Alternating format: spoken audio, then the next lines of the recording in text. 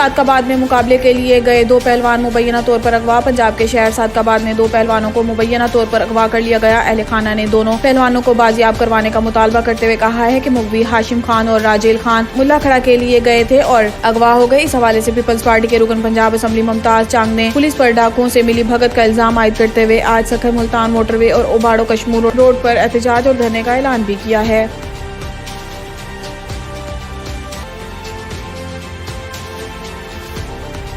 मौसमियाती तब्दीलियों से मुतासरा मुल्कों ने नुकसानात के अजाले के लिए फंड कायम करने पर इत्तफाक। पाकिस्तान की कोशिशों के बाद मौसमियाती तब्दीलियों से मुतासरा मुल्कों के नुकसानात के अजाले के लिए अक़वाम मुत्तहिदा के तहत फंड कायम करने पर इत्तफाक कर लिया गया है। अक़वाम मुत्तहिदा के तहत खूब 27 इजलास में माहौलियाती नुकसान के अजाले के लिए फंड कायम करने पर इत्तफाक हो गया है। मिस्र के शहर शर्म अल शेख में 2 हफ्ते से जारी कॉन्फ्रेंस में पाकिस्तान समेत तरक्की पजीर ममालिक ने मालदार और आलूदगी फैलाने वाले ममालिक से मुतालबा किया था कि इन्हें पहुँचने वाली तबाही की तलाफी की जाए। 2 हफ्तों के मुज़ाकरात के बाद मुतालबा मंजूर कर लिया गया। इससे पहले खबर एजेंसी से गुफ्तगू में वफाकी वजीर बराए माहौलियाती तब्दीली शेरी रहमान का कहना था कि मुआहिदा हो जाता है तो ये कमजोर लोगों के लिए एक मिसाल होगा। कमजोर मुत्तहिद हो जाएं तो नामुमकिनात की रुकावटें भी खत्म कर सकते हैं।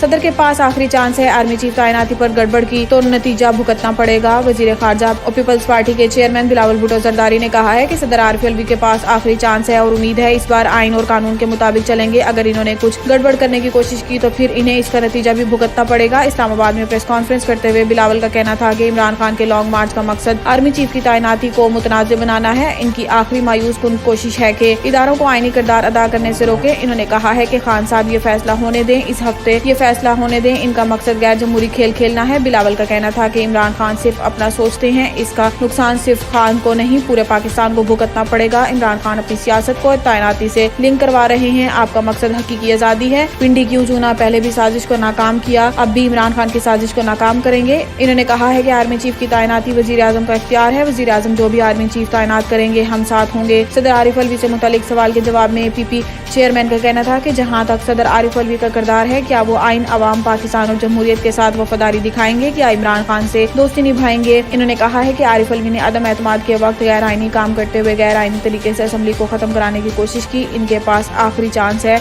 और उम्मीद है इस बार आइन और कानून के मुताबिक चलेंगे। अगर इन्होंने कुछ गड़बड़ करने की कोशिश की तो फिर हम इन्हें इसका नतीजा भी भुगतना पड़ेगा। इनका कहना था कि इमरान खान की गलत फहमी है, अगर जमहूरियत को नुकसान हुआ तो इनकी सियासत रहेगी।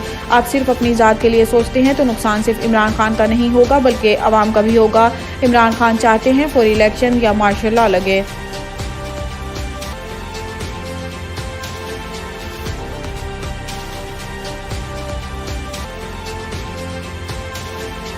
इमरान खान का 26 नवंबर को पिंडी पहुंचने का ऐलान। चेयरमैन पाकिस्तान तहरीक इंसाफ इमरान खान ने 26 नवंबर को पिंडी पहुंचने का ऐलान करते हुए अपील की है कि पीटीआई के तमाम कारकुन और पाकिस्तानी 26 नवंबर को पिंडी पहुंचे। लॉन्ग मार्च के शुरा से वीडियो लिंक्स पर खिताब करते हुए इमरान खान का कहना था कि जिन्होंने इन्हें मारने की कोशिश की वो अभी भी वहीं बैठे हैं, जबकि इन पर 23 FIR काटी गई। ऐसे रखा जैसे वो गद्दार हों, ऐसे जुल्म किया गया जैसे वो पाकिस्तानी नहीं। पाकिस्तानी आज न्यूट्रल ना हो वरना आपकी नस्लें पछताएंगी। इमरान खान का कहना था कि गुलामी से बेहतर है मर जाना। साबिक वजीर आजम होते हुए FIR नहीं कटवा सकता। हमें मालूम है कि मारने वाले 2 थे और सामने से गोलियां आई। इन्होंने मुलजिम को तोते की तरह पढ़ा कि मैं अकेला था ताकि शक न पड़ जाए और दूसरे की तलाश होने लगी। अब आपसे पिंडी में मुलाकात होगी। पीटीआई के तमाम कारकुन और पाकिस्तान 26 नवंबर को पिंडी पहुंचे। इमरान खान ने पहले इस्लामाबाद पहुंचने की अपील की और फौरन ही तस्दीक की कि रावलपिंडी पहुंचे। इनका कहना था कि मेरे दौर में 3 लॉन्ग मार्च हुए, हमने न रोका न FIR काटी और न ही इनके सामने कंटेनर रखे। हमारे दौर में आइन और कानून जो इजाजत देता था वो हमने दी। मुझे पता था मुझे मारने के लिए प्लान बना रहे हैं। इसके बावजूद निकला। दलदल से निकलने का हल शफाफ इलेक्शन के सिवा कुछ नहीं।